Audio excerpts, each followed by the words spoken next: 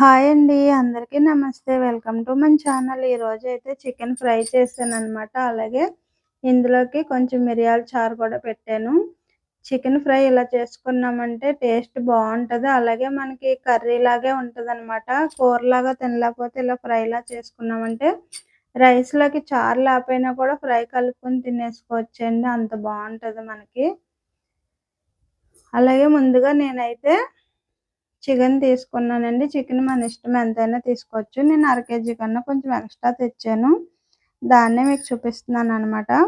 ముందుగా శుభ్రంగా చికెన్ అయితే 2, 3 సార్లు ఉత్తి చికెన్ కడిగేయాలండి. కడిగేసాక మళ్ళీ మనం కొంచెం నిమ్మరసం గాని, పెరుగు గాని ఏసి ఒక రవ్వ పసుపేసి మళ్ళీ ఇంకో 2 సార్లు, 3 సార్లు శుభ్రంగా కడుక్కోవాలండి. ఎందుకంటే చికెన్ అనేది నీసు వాసన ఎక్కువొస్తదనమాట. ఎంత కడుక్కుంటే అంత మనకి ఆ వాసన అనేది పోతది.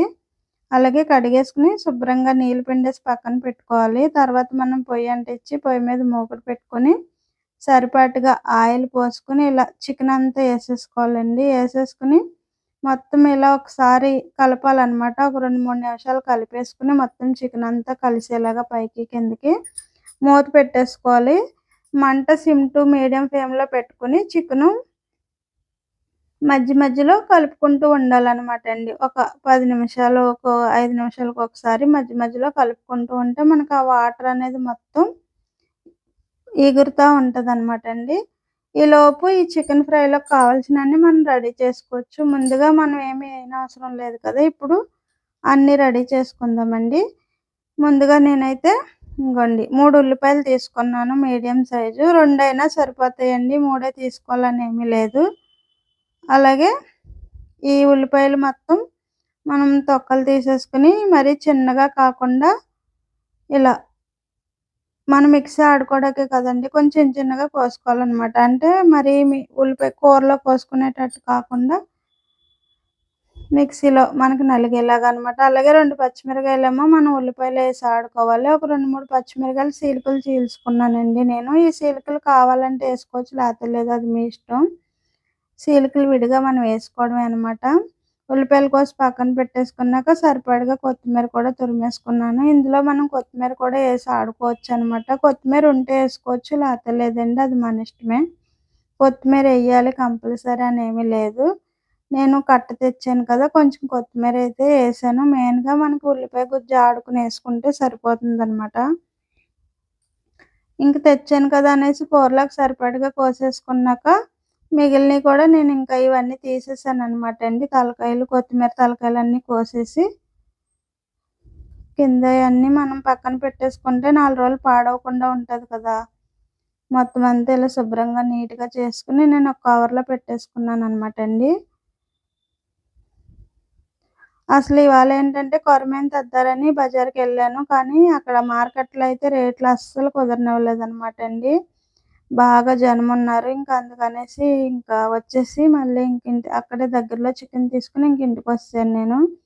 సర్లే ఇంకో రోజెళ్ళి మళ్ళీ తేవచ్చనేసి. ఒక్కోసారి అంతేనండి వాళ్ళు అస్సల మనకి కిట్టనివ్వరు. ఇలా అన్నీ శుభ్రం చేసి కోసేసుకున్నాక నాకు ధనియాల పొడైతే అయిపోయిందనమాట. కాసిన ధనియాలు దోరగా ఏగించి ఇలా పొడాడేసుకున్నాను. నేను బయట కొన్నయి ఏవి పెద్దగా వాడనండి. అన్నీ ఇంట్లోనే ఆడేసుకుంటాను. అలాగే అల్లం వెల్లుల్లిపాయ పేస్ట్ కూడా ఇంట్లో ఉన్నది అయిపోయింది. కొంచెం ఆడాననమాట. ఇలా ఫ్రెష్‌గా ఆడుకుంటే టేస్ట్ అనేది బావుంటది. మీ దగ్గర ఫ్రెష్‌గా లేకపోయినా మన ఇంట్లో ఉన్నదైనా ఏసుకోవచ్చండి. ఒక 2 స్పూన్ల అల్లం పేస్ట్ అయితే సరిపోతుందనమాట. ఇప్పుడు మనం కోసి పక్కన పెట్టుకున్న ఉల్లిపాయ ముక్కలు కొంచెం కచ్చా పచ్చాగా ఆడేసుకొని ఒక రవ్వ కొత్తిమీర ఏసుకున్నామనుకోండి. ఇదిగోండి ఇలా మొత్తం మరి నిండా వచ్చింది కదా మిక్సీ జార్‌లో. అందుకనేసి. ఈ అల్లం పేస్ట్ ఆడేది కూడా నేను వీడియో ఆన్ చేశాననుకున్నానండి అల్లం ముక్కలేయడం. కానీ అది వీడియో ఆఫ్‌లో ఉండిపోయింది. ఏమనుకోకండి. ఇదిగోండి ఇలా కచ్చా పచ్చాగా ఆడుకుంటే సరిపోద్ది. కొత్తిమీర ఇంత అని ఏమీ లేదండి. ఉంటే కొంచెం ఏసుకోవచ్చు, లేతే లేదు. ఇలా ఇవి కూడా మనం రెడీ చేసి పక్కన పెట్టేసుకున్నాం కదా! ఇప్పుడు ఈలోపు మధ్యలో చికెన్ కలుపుకుంటూ ఉండాలనమాట అండి. ఇలా ఏగడానికి మనకు అరగంటన్నా పడతది. చికెన్ అంతా ఉడకడానికి. మనం నీళ్ళేం పొయ్యక్కర్లేదండి చికెన్‌లో. చికెన్‌లో వచ్చిన వాటర్‌తోనే ఎగురుతా ఉంటదనమాట. చూసారు కదా! ఆయిల్ అయితే మీరు చికెన్‌కి సరిపడగా చూసి ఏసుకోవాలండి. ఒక్కొక్కళ్ళు ఎక్కువ వాడుకుంటారు. ఒక్కొక్కళ్ళు తక్కువ వాడుకుంటారు.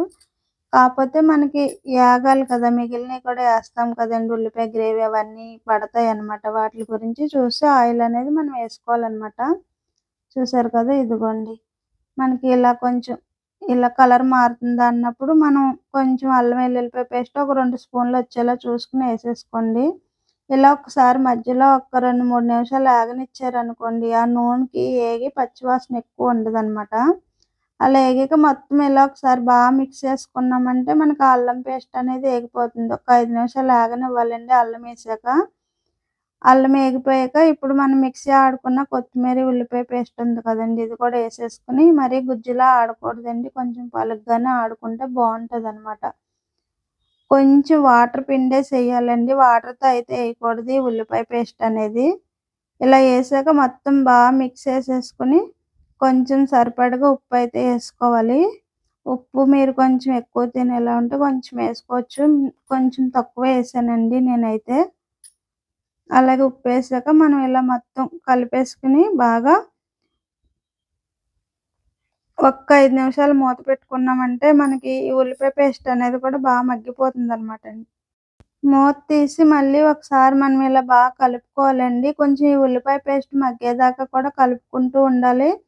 మనకి ఫ్రై అంతా రెడీ అవ్వడానికి ఒక గంట పడతదనమాటండి. కానీ టేస్ట్ అయితే బావుంటది. హాస్టల్‌లో పిల్లలు కూడా చాలా ఈజీగా చేసుకోవచ్చనమాట. సింపుల్‌గా అయిపోద్ది. ఇదిగోండి మనకి ముక్క కూడా ఎంత ఉడుకుతదో అండి. చూసారుగా ఫ్రై అయితే మనకి దగ్గర పడిపోయిందనమాట. ఉల్లిపాయ కూడా ఏగిపోయింది. ఇప్పుడు మనం ఒక 2 స్పూన్లు ధనియాల పొడి, అలాగే ఒక స్పూను గరం మసాలా ఏసానండి.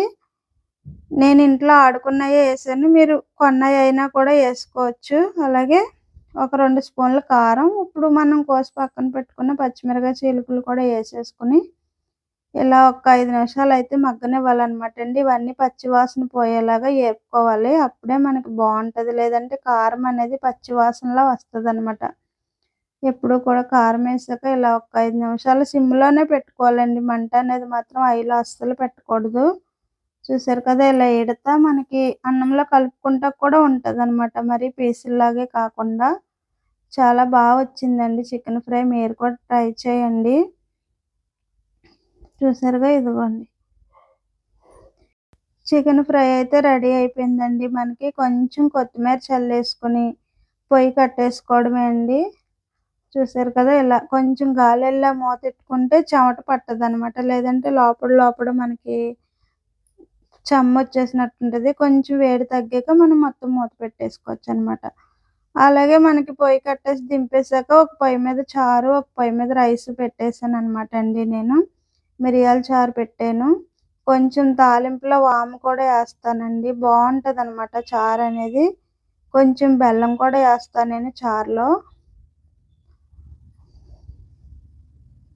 అలాగే వంటలనేవి నేను చిన్నప్పటి నుంచి చేస్తాననమాట అండి. నాకు బాగా అలవాటు. ఎందుకంటే మా అమ్మగారు రైస్ మిల్‌లో పనిచేసేవారు. నైటు పగలు డ్యూటీలు చేస్తారనమాట. అందుకనేసి ఇంక నేను చదువుకోలేదు కాబట్టి, ఇంకా చిన్నప్పటి నుంచి కొంచెం ఇంట్లో పని, వంట పని ఇయన్నీ బాగా అలవాటనమాట అండి. చేసేదాన్ని మా అమ్మగారికి. అలాగే వంటలైతే చాలా రకాలొచ్చు. నాకు వంటల వీడియోలో నేనెక్కువ పెడదారనుకున్నా, కానీ మిషన్ పని వల్ల వంటల వీడియోలు పెట్టాలంటే ప్రతీదీ మనం పెట్టి తీయాలి కదండీ! అలాగే మనకి స్టాండ్‌కనుకోండి మిషన్ కాడంటే స్టాండ్ పెట్టుకుంటే కుట్టేదాకా తీత్తాకుంటది. ఇదంటే కొంచెం ఆ పక్కకి, ఈ పక్కకి మార్చుకుంటూ ఉండాలి. ఫోన్ తీసి వీడియోలు తీయాలనమాట. ఇబ్బందవుతుందనేసి కొంచెం ఈ మధ్యలో వంటల వీడియోలయితే పెట్టట్లేదు. ఇక్కడి నుంచి పెడతానండి. మన వీడియో నచ్చితే తప్పకుండా ఒక లైక్ చేయండి ఫ్రెండ్స్. అలాగే సపోర్ట్ చేస్తున్న అందరికీ కూడా చాలా చాలా థ్యాంక్ యూ అండి. కొత్త వాళ్ళైతే సబ్స్క్రైబ్ చేసుకొని కొంచెం సపోర్ట్ చేయండి ఫ్రెండ్స్. చూసారు కదా! ఇదిగోండి అన్నం కూడా ఎంత చక్కగా కలుస్తదో ఫ్రెండ్స్ ఫ్రై అయితే. అన్నం కలుస్తది. పీసులు కూడా బావుంటాయి. మరీ డ్రైగా ఉండవు. అలానే మరీ ఇదిగా